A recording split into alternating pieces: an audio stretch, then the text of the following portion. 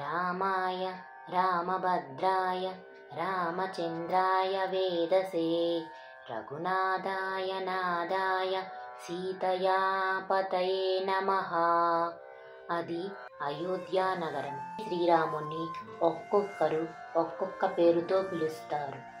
రామ అని పిలుపు వినిపిస్తే అది వయస్సు చేత పెద్దలైన దశరథ, కౌసల్య, సుమిత్ర, కైకమ్మలదే. లోకానికి క్షేమం కలిగించేవాడు అనే అర్థంలో రామభద్ర అంటే ఆ కంఠస్వరం దశరథ మంత్రులైన దృష్టి, జయంత, విజయ, సిద్ధార్థ, అశోక, అర్ధపాల, అర్ధసాధక, మంత్రపాల, సుమంత్రులు 8 మందిది అయి తీరాల్సిందే. 16 కళలతో వెలిగే చంద్రునిలా ఆకర్షణీయుడై 16 ఉత్తమ గుణాలతో ఉన్న రాముణ్ణి రామచంద్ర అని పిలుచుకునే అదృష్టం అయోధ్య ప్రజలదే. రాముని నిజమైన దేవలోకపు రూపాన్ని ఎరుగున్న మహర్షులు వశిష్ఠ, వామదేవ, జాబాలి, కశ్యప, సుయజ్ఞులు హైవేదః అని సంబోధిస్తారు. అంటే పరబ్రహ్మ స్వరూప అని. పూర్వం నుండి వీరి వంశ ప్రతిష్టని ఎరుగున్న వృద్ధులంతా రాముడే రఘువంశాన్ని ఉద్ధరించగలడని రఘునాథ అని అతన్ని ఆశీర్వదిస్తారు. ఎందరో ఎన్ని పేర్లతో రాముణ్ణి ఆరాధించవలసి వస్తే ఒక పేరుతో ఒక్కన్నే మాత్రమే సేవించుకోగలదు ఆ తల్లి సీతమ్మ. ఆ పేరు నాదా అని. ఇంతటి గొప్పవాడైన రాముడు కూడా మామగారైన జనకుడింటికి వెడితే ఆయన్ని సీతాపతి అంటారట. ఇలాంటి రామునికి నమస్కారం అని శ్లోకభావం. అలాంటి రాముణ్ణి నిరంతరం ధ్యానించేవాడు వాల్మీకి మహర్షి.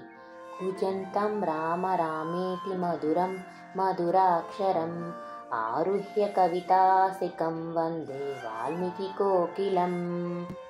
కవిత్వం అనే చెట్టు కొమ్మని ఎక్కి రామ రామ అనే అక్షరాలను మధురంగా పలుకుతుండగా వాల్మీకి అనే కోకిలకి నమస్కారం అని శ్లోకభావం. వాల్మీకిని కోకిలతో ఈ శ్లోకం పోల్చింది. చిగిరేర్చిన చెట్లు, మొగ్గ తొడిగిన కొమ్మలు, కాయలు కాసే పూలతో నిండి రమణీయంగా ఉండే వసంతకాలంలో పచ్చని ఆకుల మధ్య తన సొంత ఇంటిలో తానుండి సంతోషంతో కూస్తుంది కోయిల. అలాగే వాల్మీకి మహర్షి కూడా మనసు నిండుగా రాముణ్ణి ఉంచుకొని రామమయమైన శరీరంతో వేరు చింత లేక రామాయణ గానం చేస్తాడు. కోయిల ఒకే అక్షరం కూయగలిగితే వాల్మీకి అనేక అక్షరాలని గానం చేస్తాడు. కోకిలకి ఒకే ధ్వని వచ్చినట్లు వాల్మీకి రామ రామ అనే ధ్వని వచ్చు వేసవిలో కూడా కోకిల కూత ఆనందాన్నిస్తుంది. అలాగే వాల్మీకి రామ కథ సంసారిక బాధలలో మునిగిపోయే వారికి ఆనందాన్నిస్తుంది. కూకు అని నిరంతరం కూస్తూ ఉన్నదానికి విసుగు రానట్లు రామనామం ఎంతసేపు జపించినా దుఃఖం, అలసట ఉండవు. పైగా ఒక శక్తి శరీరానికి వస్తుంది. అనేక జంతువులు, పక్షులు తిండి కోసం ఆరాచినట్లు కాక నిస్వార్థంగా కోకిల కూసినట్లు వాల్మీకి కూడా శ్రీమద్ రామాయణాన్ని వ్రాయడంలో స్వార్థ చింత లేదు. గుడ్డుగా ఉన్నప్పుడు కోకిల కూడా కాకి గూట్లోనే పెరుగుతుంది. గుడ్డు పగిలాక వసంతకాలం వచ్చి గొంతు విప్పాక కాకి కోకిల వేరైనట్లు వాల్మీకి కూడా కిరాతునిగానే కాకి చాలా కాలం జీవించి వసంతం రాగానే మహావిష్ణువు అనుగ్రహంతో శ్రీమద్ రామాయణ కర్త అయ్యాడు. అయితే కోకిల వసంతకాలంలోనే గానం చేసే లక్షణం కలదైతే వాల్మీకి అన్ని కాలాలు వసంతకాలాలే. ఈ విషయంలో కోకిలని మించాడు వాల్మీకి. ఆ మహర్షి వ్రాసిన శ్రీమద్ రామాయణాన్ని గురించి తెలుసుకోవడంలో అందజేయడానికి చేసే ప్రయత్నం. శ్రీమద్ రామాయణాన్ని వ్రాసింది ఎవరు అని అడిగితే చక్రే ప్రచేతనః పుత్ర తం బ్రహ్మ్యవ్యాస్మన్యతా వేద ప్రచేత సదాసిత్ అనడం ప్రచేతసునుడేనే ఆయన వ్రాశాడు అని తెలుస్తుంది. శ్రీమద్ రామాయణాన్ని అడిగితే భార్గవేన మహాత్మన భార్గవేన తపస్వినా అనడం బట్టి భార్గవుడు అనే పేరు గల తపోధనుడు వ్రాసాడని తెలుస్తుంది. ఇదే ప్రశ్నని విష్ణు పురాణం వ్రాసిన వ్యాసుని అడిగితే వృక్షో బుద్ధార్గవస్తస్మద్మాల్మికీర్యో విధియేతే. ఈ శ్లోకం ద్వారా వృక్షుడనే తపోధనుడు రచించాడని తెలుస్తుంది. అసలు వాల్మీకి నీ పేరేమిటి అని అడిగితే ప్రచేతసో హం దశమ పుత్రో రఘునందన అనడం బట్టి ఆయన పేరు ప్రచేతసుడు అని చెప్పాడు. ఏ ఒక్క సాక్ష్యం సరిగా లేదు కదా. సరికదా. శ్రీమద్ రామాయణి ఎందరో వ్రాశారు. ఎన్నో అనుమానం కూడా కలుగుతుంది. ప్రాచీనులు విధానం లోభావాన్ని పరిశీలిస్తే తప్ప అర్థం కాని విధంగా వారు వ్రాశారు. ఒక పురాణంలో చిక్కుముడి వేరొక పురాణం ద్వారా వీడుతుంది. ఈ రహస్యం తెలియని అప్రాచ్యులు, ఆంగ్లేయులు భారతీయ గ్రంథాలని చాలా వాటిని తగలబెట్టారు. అంతటితో మనకి ఇక పురాణాలే లేవనుకున్నారు. కానీ జీవించి ఉన్న గ్రంథాల ద్వారా పోయిన వాటిని భారతీయులు పునరుద్ధరించుకోగలిగారు అని వారికి తెలియదు. లోతుగా చూడని వాళ్ళు, ఇతరుల మాటలనే నమ్మేవాళ్ళు మన పురాణాలని అబద్ధాలు అని తడుముకోకుండా అనేశారు. అసలు పురాణాలు అబద్ధాలు అనేవాళ్ళు పుడతారని పురాణాలలోనే ఉండటం బట్టి పురాణాలు నిజం. ఇంతకీ మహర్షి పేరులోని చిక్కుముడి స్కాంద పురాణంలోని ఉమా సంహితలో రామాయణ మహత్యంలో బ్రహ్మ స్వయంగా వాల్మీకి చెప్పిన దాన్ని బట్టి విడిపోతుంది. వరుణుడు అనే మహర్షికి పుత్రుడు హరీతుడు. నెమలితో ఆడుకోవడం అతనికి చాలా ఇష్టం. సనత్కుమారుల వారిని శాస్త్రచర్చకై తన ఇంటికి పిలిచాడు. శాస్త్రచర్చ సాగుతుంటే హరీతుడు పెంపుడు నెమలితో అల్లరి ప్రారంభించాడు. తండ్రి ఒకసారి ఆ మీదట సనత్కుమారుల వారు ఒకసారి అలా నెమలితో ఆడుతూ చర్చకి అభ్యంతరం కలిగించవద్దు అని హరీతుణ్ణి మందలించారు. అయినా హరీతుడు బాల్య కారణంగా అల్లరి చేస్తూనే ఉన్నాడు. 2 మార్లు వారించిన ప్రయోజనం లేకపోవడంతో కిరాత ధర్మంతో ప్రవర్తిస్తున్నావు కాబట్టి భృగువంశంలో ప్రచేతిని ఇంట కిరాత ధర్మంతో పుట్టు అని సనత్కుమారుల వారు శపించారు. కిరాతునిగా పుట్టు అనే మాత్రమే శపించకుండా పలాని వంశంలో పలానివాని పుత్రునిగా పుట్టు అనడం వలన ఈ హరీతునికి ముందు కాలంలో శ్రీమద్ రామాయణ కర్త కాబోయే అదృష్టాన్ని సనత్కుమారుల వారు కలిగిస్తున్నారని భావించాలి. ప్రపంచాన్ని ఒక కళగా భావించే మహర్షులకి కోపం వచ్చినా ధర్మబద్ధంగా ఉంటుంది. శాపం ఇచ్చినా అది రాబోయే కాలంలో శ్రీ మహావిష్ణు చేయబోయే పనికి అనుకూలమే అవుతుంది. 100 కోటి శ్లోకాలతో దేవలోకంలో బ్రహ్మ విద్య అంత చెప్పబడింది. దాన్ని భూలోకంలో ప్రచారం చేయాలని పరమాత్మ సంకల్పం. అన్ని శ్లోకాలతో అంతటి బ్రహ్మ విద్యని అల్పబుద్ధిమంతులైన భూలోక ప్రజలు తెలుసుకోలేరని ఆలోచించి వృక్షుని ద్వారా రామకథను ప్రచారం చేయాలని సంకల్పించారు పరమాత్మ. బ్రహ్మ అనే ఆకారంలో క్రింది ఒత్తులు రామ అవుతాయి. బ్రహ్మ అనే అక్షరాలతో క్రింది ఒత్తులు రామ అవుతాయి. ఈ రెండు బీజాక్షరాలు కూడా అవుతాయి. ఓం నమో నారాయణ అనే మంత్రంలోని రా అనే బీజాక్షరం, ఓం నమో నారాయణ అనే మంత్రంలోని రా అనే బీజాక్షరం, ఓం నమ శివాయలోని మా అనే బీజాక్షరంతో కలిస్తే ఏర్పడిన శివ విష్ణు సమాగరూపమైన శివశక్తి ఉభయమైన అగ్ని వాయు బీజాక్షర సంపుటి రామ అనేది. అందుకే ఫలితాన్ని ఇయ్యగలదు. రామకథని రచించబోయే అదృష్టానికి నోచుకున్న వరాన్ని పొందడం బట్టి వృక్షుడు వాల్మీకి అయ్యాడు. వాల్మీకి బోయవాడా కానే కాడు, అతడు బ్రాహ్మణుడు. బ్రహ్మయే స్వయంగా వాల్మీకిని బ్రాహ్మణుడా అని పిలిచాడు. వాల్మీకి వృక్షుడని, భార్గవుడని, ప్రచేతుడని భృగువంశంలో పుట్టడం చేత భార్గవుడని, ప్రచేతుని 10వ పుత్రుడు కాబట్టి ప్రచేతుడని పేర్లు వచ్చాయి. అసలు పేరు వృక్షుడు. రచయితునికి వాల్మీకి మహర్షి అనే పేరుతో కూడా ఉంది. దాన్ని బట్టి వాల్మీక పుత్రుడు వాల్మీకుడయ్యాడు. మహర్షి ఇంట బ్రాహ్మణ కులంలో పుట్టిన కారణంగా వేదాంగాలన్నిటినీ అభ్యాసించిన శాపవశాత్తు ఆయన కిరాత ధర్మంలోనే ఉండిపోయాడు. అందుచేతే బోయవాడు అనే పేరు లోకంలో నిలిచిపోయింది. ఇంతకీ వాల్మీకి అనే పేరు ఎలా వచ్చింది? కిరాత ధర్మంతో ఉన్న ఋక్షుణ్ణి అనుగ్రహించి శ్రీమద్ రామాయణ కర్తగా చేయవలసిన కాలం వస్తుందని గమనించి సప్తమహర్షులు ఆ త్రోవలో వెళ్ళారు. సప్తమహర్షుల్ని చెట్టుకో కట్టేస్తే నారదుడు ఋషిని అడిగాడు, నీ పాపంలో ఫలం భార్యాపుత్రులకి ఉందా లేదా తెలుసుకొనిరా అని. జన్మ సంస్కారం జీవితంలో రాబోయే కాలంలో మార్పు ఉండడం బట్టి వెళ్ళి తెలుసుకొని వచ్చి కట్టు విప్పి సాష్టాంగపడ్డాడు ఋక్షుడు. ఎక్కడైనా దోవలో కొట్టేవాణ్ణి ప్రశ్న వేయగలమా? వాడు తెలుసుకొని వస్తాడా? ఇదంతా భగవన్ నిర్ణయం. శాపమే వరం అంటే ఇదే. తన పుణ్యంలో భాగం భార్యాపుత్రులకుంది, పాపంలో మాత్రం కాదని తెలిసి జీవితంలో తరించే విధంగా తెల్పమన్నాడు. వాల్మీకి జన్మతః బ్రాహ్మణుడే అయినా కిరాత ధర్మంలో ఉన్నవాడు కదా.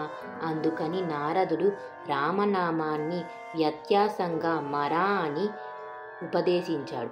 దాన్నే 12 లక్షల మార్లు అక్కడే కూర్చొని ఋక్షుడు జపించాడు.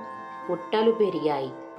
నారదుడు తిరిగి వచ్చాడు. పుట్టలు పెరిగిన ఋక్షుణ్ణి చూసి వాల్మీకం నుండి వచ్చిన వాడని, కాబట్టి వాల్మీకి అవుతావని, ఆ పేరు చిరస్థాయి అవుతుందని తెలిపాడు. 12 లక్షల మార్లు రామనామాన్ని జపించిన ధన్యుడు వాల్మీకి అని నారదుడంతటి వానిచే పెట్టబడిన పేరు కలవాడని, అది ఒక బిరుదని గ్రహించాలి. ఈ వాల్మీకి బ్రాహ్మణుడు రామమంత్ర సిద్ధి పొందినవాడు కాబట్టే వేదంలోని రహస్యాలని చెప్పగలిగాడు. రామునికి ప్రీతిపాత్రుడయ్యాడు. చిరస్థాయి కాగలిగాడు. నారదుడు నరుల చీకటిని తొలగించేవాడు నారదుడు. నార అంటే నీటిని, దా అంటే ఇచ్చేది మేఘం. భగవన్ నిర్ణయం ప్రకారం ఎక్కడైనా కురుస్తుంది, కానీ మనం అడిగిన చోటనే కురవదు. నారదుడు రామ మంత్రాన్ని తిప్పి ఉపదేశిస్తేనే దాన్ని మననం చేసిన వాల్మీకి ఇంతకాలం చిరస్థాయిగా ఉండగలిగాడంటే ఇక సరిగ్గా ఉపదేశం తెలుసుకుని సక్రమంగా మననం చేస్తే చెప్పాలా? మంత్రం అందరికీ ఇయ్యబడేది కాదు.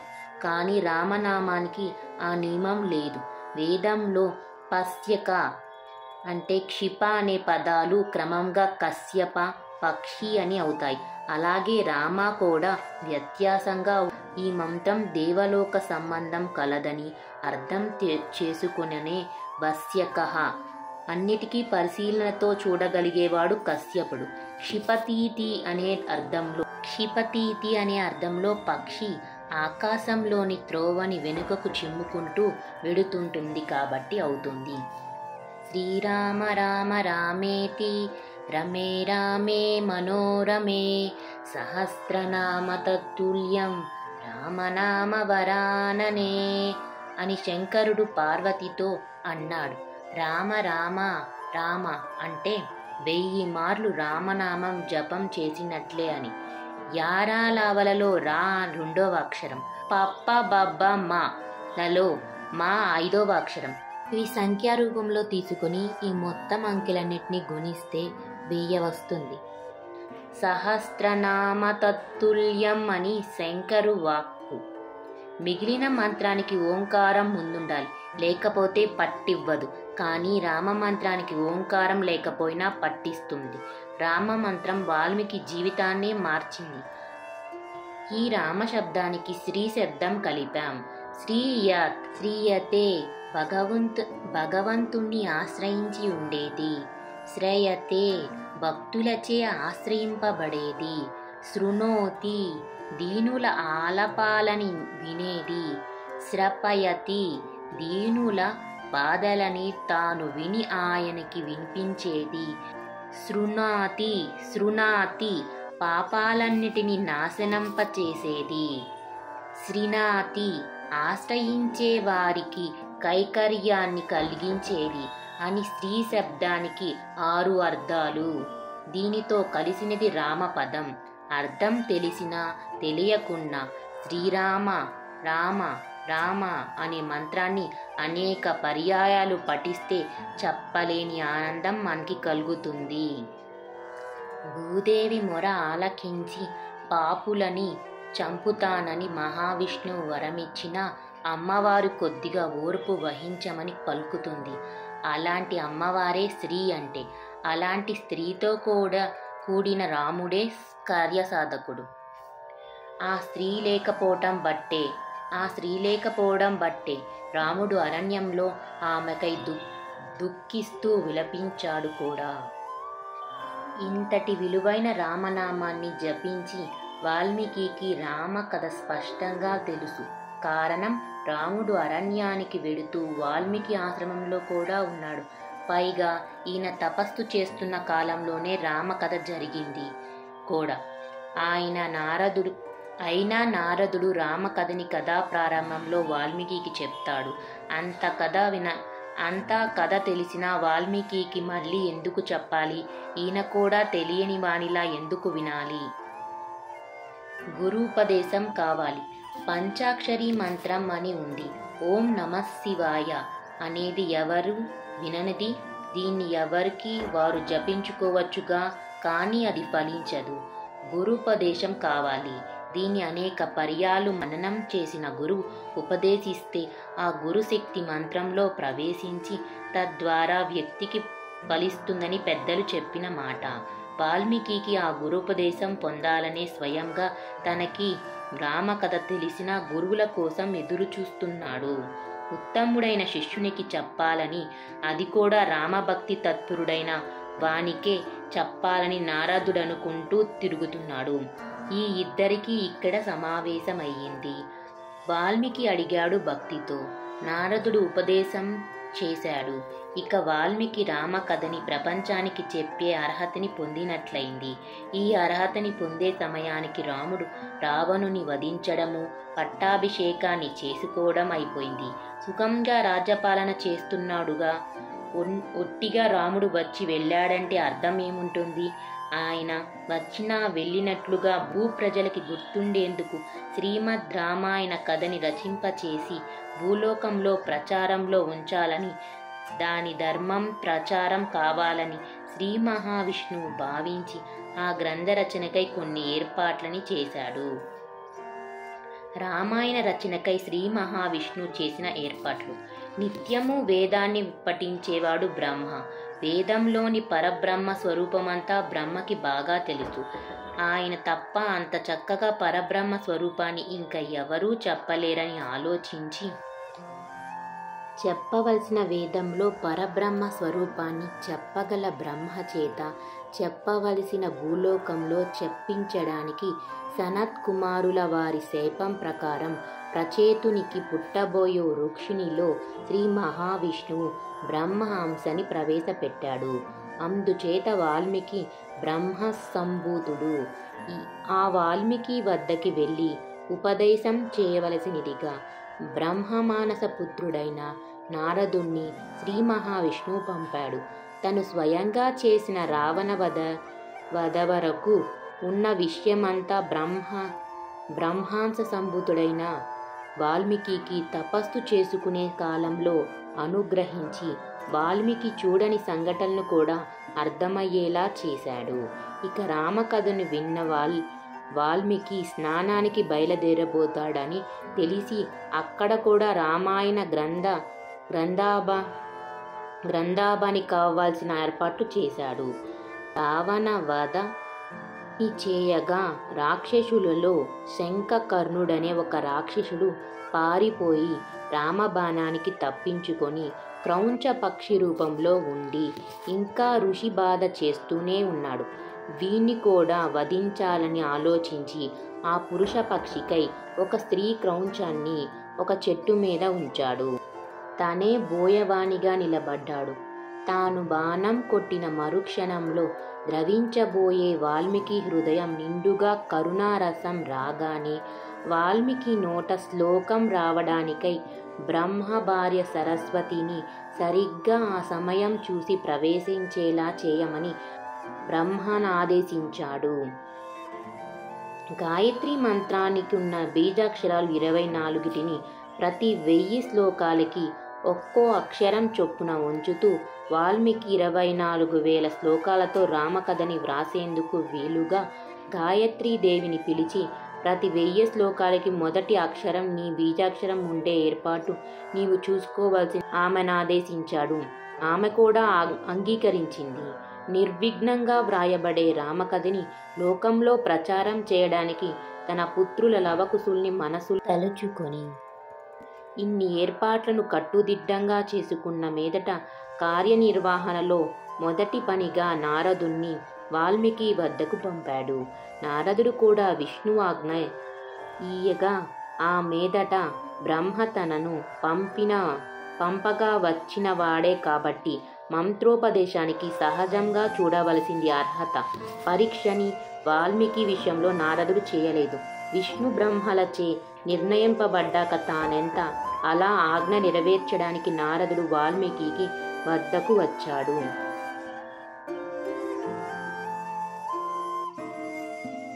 వీక్షకులకు విజ్ఞప్తి, మీ సదాభిప్రాయాన్ని కామెంట్స్ రూపంలో తెలియజేయండి. ఇంకా మెరుగుపరిచి మరింతగా ఇంకొన్ని వీడియోలు చేయగలుగుతాను. మరో వీడియోలో బాలకాండ మొదటి భాగాన్ని తెలియజేస్తాను. ఇప్పటి వరకు బాలకాండ రచించబోయే ముందు పరిచయం జరిగింది.